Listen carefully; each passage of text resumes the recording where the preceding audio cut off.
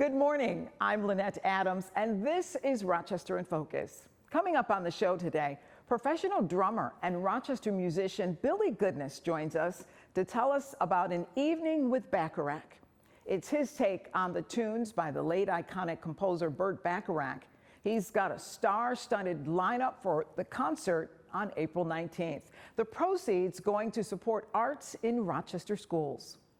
The names Manny, Cello, Jeffrey, Dominique, and Capata may not ring a bell now, but maybe soon. We took a short trip to Liberty Pole Way and Franklin Street to sit down with the 5 up-and-coming young people at Be Healthy. They consider themselves the new vanguard of Black arts, culture, and entertainment. It's an impressive group. Wait until you hear what they have to say about their plans. Also today, we talk with Sara Passamonte. Not only is she a 2025 Rochester Business Journal Woman of Excellence, she talks with us about Volunteer Appreciation Month this April. It's something she knows quite a bit about as the CEO of Compeer. And finally, we're bringing one of our popular segments back. It's a day at the commissary downtown, and everything you want to know about this program that helps new Rochester restaurants get off the ground.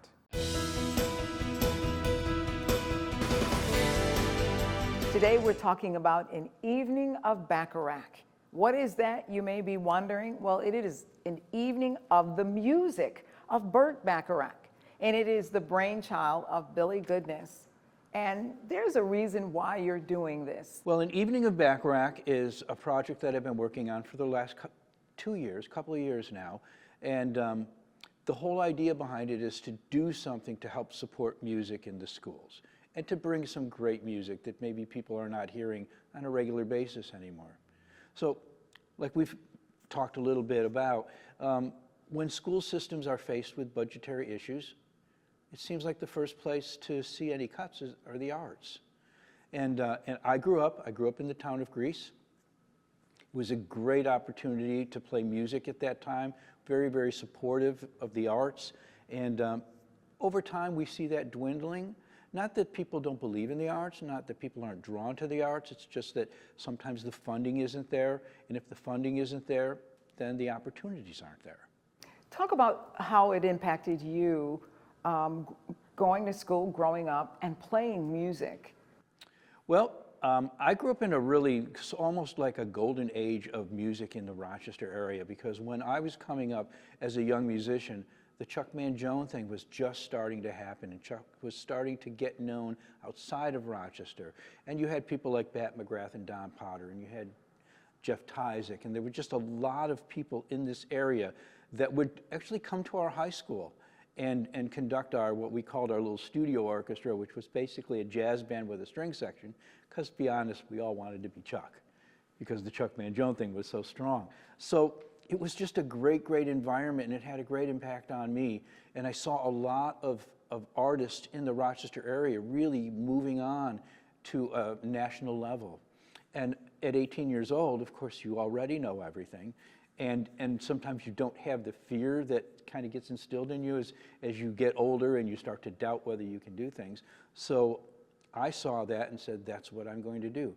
I always wanted to make records. That was my #1 goal as a very young child even.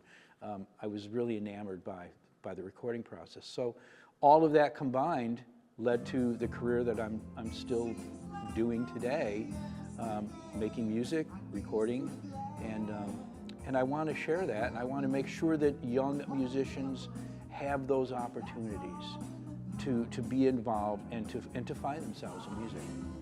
I know one of the highlights was meeting Burt Bacharach. It was meeting Burt Bacharach, that's right. I met Burt a number of years ago. Again, you know, we always use the term, it's a small world, right? And in the music industry, it gets even smaller, especially the further up you go in the industry, you know, and we talked about, you think of it as a pyramid, you know, there's a lot of people here and then fewer, and so by the time you're kind of doing things on a national scale, you know a lot of the same people because there's just a handful of them. So one of my good friends, a guy named David Krieger, was playing drums with Burt. And so when Burt actually came to Rochester to play with the RPO, and so that's how I met Burt. I spent the entire afternoon literally sitting in a chair next to the piano stool as Burt was rehearsing the orchestra, and that's how we got to meet. And then years later, as I started this project, a little over a couple of years ago, thankfully Burt was still with us at the time and was very, very encouraging and had some great input for me. And my favorite part was when I started telling him the songs I was going to do, and he said, "Well, I'm glad to hear you're not just doing Do You Know the Way to San Jose?" To which I said, "Well, I'm doing that too." And he said, "Well, of course you are." But we're doing some great, great music that maybe people haven't heard in a long time, or maybe aren't aware that Burt wrote. So it was a great opportunity. I'm so saddened that Burt isn't still with us to see the fruition of this project, but he was very supportive.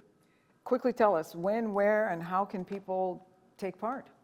So it's on April 19th, which is the Saturday before Easter Sunday. It's taking place at the theater at Innovation Square, which some people will remember as the old Xerox Auditorium. This building has been completely redone. It's a wonderful, wonderful sounding room.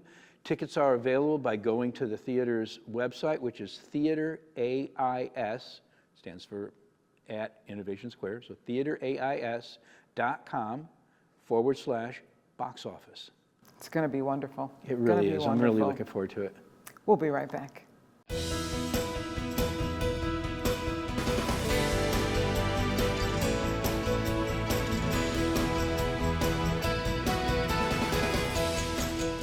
I am talking with a group of young people who consider themselves the new vanguard of Rochester's arts, entertainment, and culture. Now, you each do something different and you each bring something different to the table. Talk about what you hope to contribute and what you see this vanguard doing, and how do you hope to change life in Rochester for people of color in particular? With Lafayette Cafe and WAYO-FM, we basically we cater to the community, and so the community of artists in Rochester it's an abundant talent in Rochester, and a lot of time it just gets unnoticed. And a lot of times, when they come to us, they're able to put their music on the air, and now with the help of Jeff and Dominique and everyone, Manny and everyone, we're able to put them on a stage where they can go and perform. And that's needed because a lot of times that if you say hip hop, you kind of bring up a kind of a nature with it where no one really wants to cater to that in their venues so often. So now we have a venue where the unindustrialized artists, saying they can be heard and express themselves also. Tell us about the Green Lounge. What's so special about the Green Lounge? I hear everybody talking about it. I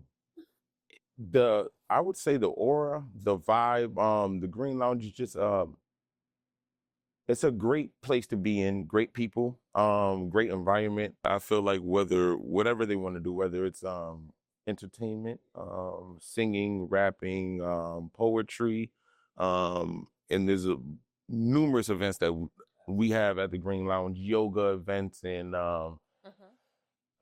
open mics and all different type of events that Jeff has opened up and allowed for the community. Yeah, we're all-star dream team. The Green Lounge is a very unique location, unique space right in the heart of Rochester, New York. I've cultivated a lot of the artwork, a lot of the places I've traveled throughout the world, mostly in Africa. Ghana, South Africa, Cote d'Ivoire, different places in Africa that I've visited. I've been able to bring back a little bit of art and culture from each and every one of these locations. And that's got to make it special. Absolutely. Now, Capita, I know that your contribution is health. You really promote health right here in your restaurant. Yeah. And that's a part of what you are trying to accomplish as a group, right? Absolutely. And just a little bit on that, I'm so grateful and thankful to Brother Jeff and the Green Lounge for welcoming us into the space. The Green Lounge is a gem. It's really a museum of art and creativity.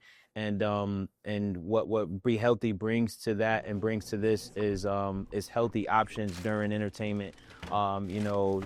it's almost, you know, a twilight experience to be able to be in a space and to, you know, to be, you know, experience so much great, powerful entertainment while being able to get access to a healthy smoothie or detox shots, opposed to being able, you know, to drink alcoholic beverages and, you know, and we kind of eliminate the potentiality of people going home drunk or, you know, causing harm or death to themselves and other people as a result of, you know, being intoxicated.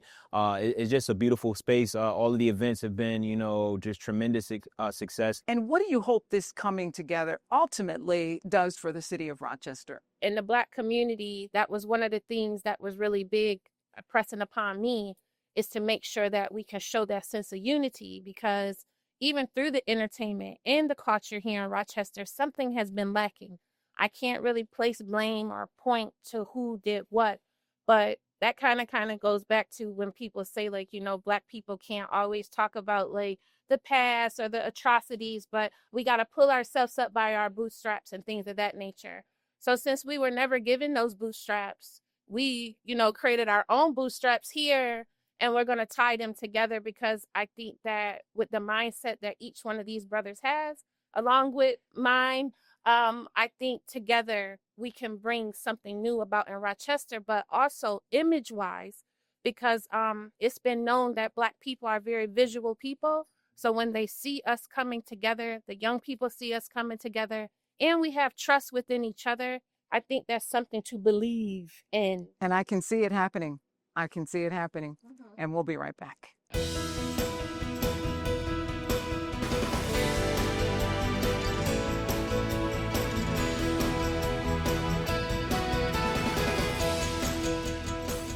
April is Volunteer Appreciation Month, and one of the 2025 Women of Excellence honorees is here to talk about volunteerism and compassion. And it's one of the reasons you were selected as a Woman of Excellence. Sara Passamonte is with us. She is the president and CEO of Compeer. Thanks for having me back. It's nice to see you. And congratulations to you. Thank you so much. It's incredible. I think there's about maybe 50 honorees, and I look at that list, and there's a lot of women I know, some women I don't know. I know that not only do I feel honored, but I feel like I deserve to be there too. And I see some of my colleagues, and I'm like, yeah, we got this. We're here. Which is so awesome. Because I've talked with you over the years, and I know one of the biggest things that you have pushed is not only volunteerism, but just the community in general having more compassion.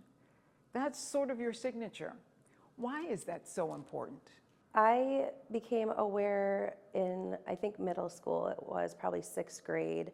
That's when I think people start to experience things like bullying and realizing you're out of your little protective elementary school friend zone. And I experienced a little bit of bullying. I wouldn't say that it was as bad as some people would go through, but recognized early on that I needed support from good friends and adult role models too, to kind of push me through.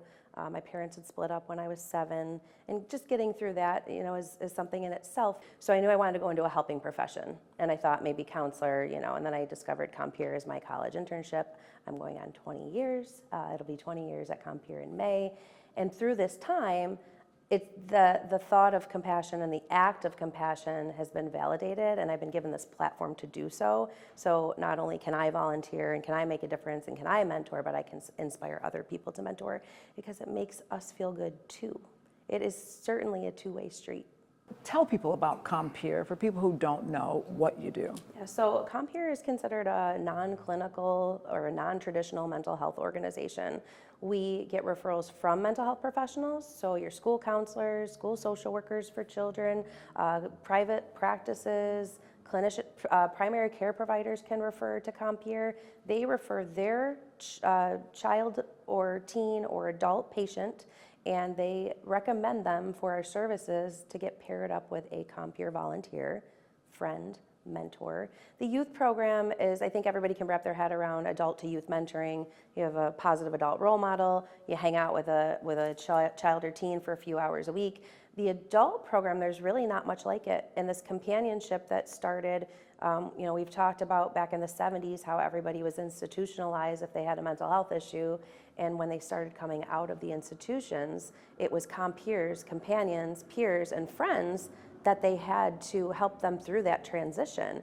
I don't think there was even enough structure to the mental health industry at the time, certainly not here, that could even accommodate those unique needs that were now presenting themselves. So being a Compeer volunteer means befriending or mentoring or both to a person who is, and by our definition, struggling with mental health, which I have a hard time finding people that don't these days. Right, that don't fit in that category. Yeah. So what is it like now to receive this award based on something you experienced as a child that changed your life? It's of course it's validating. Everybody appreciates being recognized, especially working for now 20 years in a helping profession.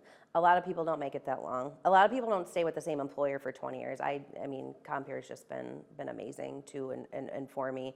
I feel that if I could see my, my 7-year-old self and my 12-year-old self, and my parents were really good about telling me that things always get better, and I didn't want to believe it at the time, but to be like, yeah, they do. They get really great. They still get hard. It doesn't get easier necessarily, but you get these moments of wonder and these moments of validation and these moments to celebrate. And this is a moment to celebrate you. Thank you. So nice to see you. You too. And we'll be right back.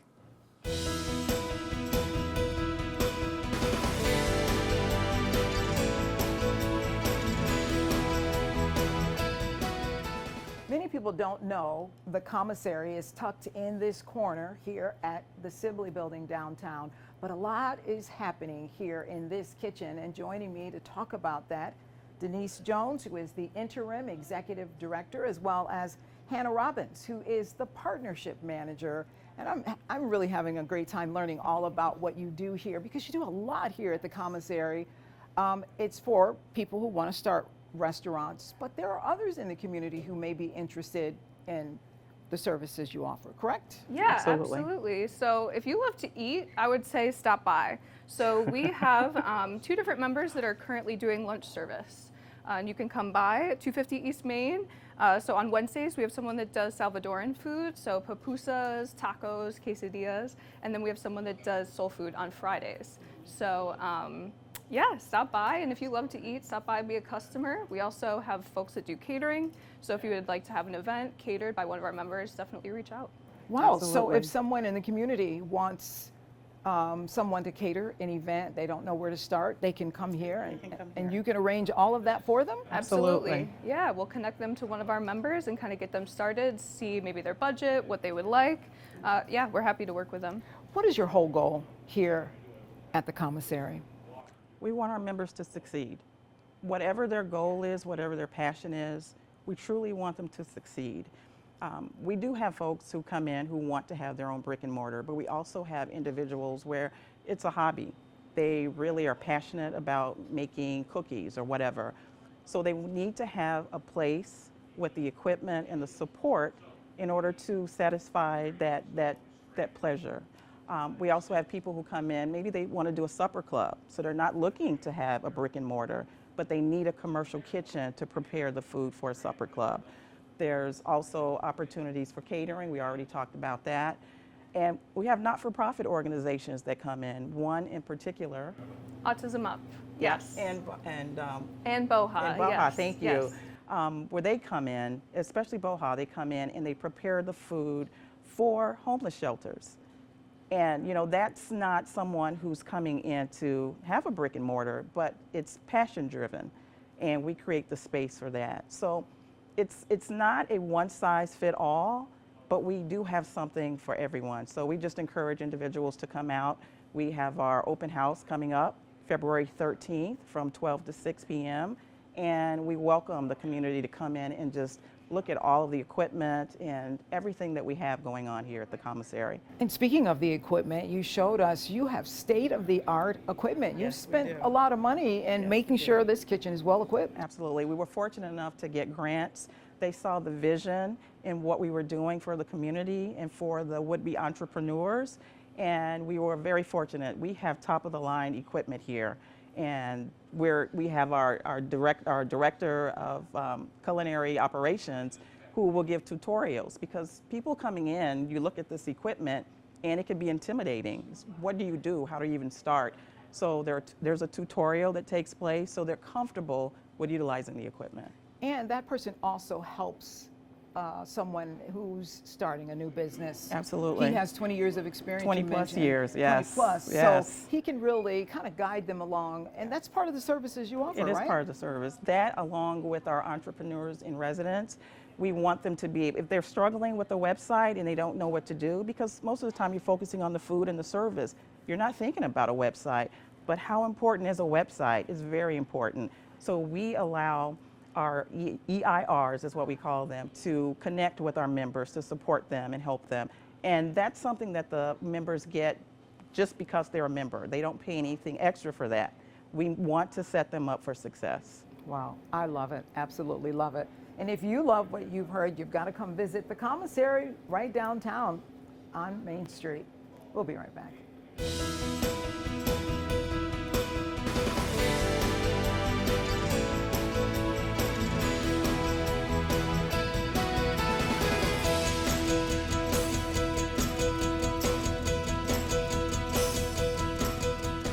A big thank you to all of our guests today. If you would like to join us as a guest on Rochester in Focus, we'd love to hear from you. You can contact News 10 NBC at 232-1010 or email us at rif@whec.com. Well, that's all the time we have today. Until next Sunday morning, have a great week.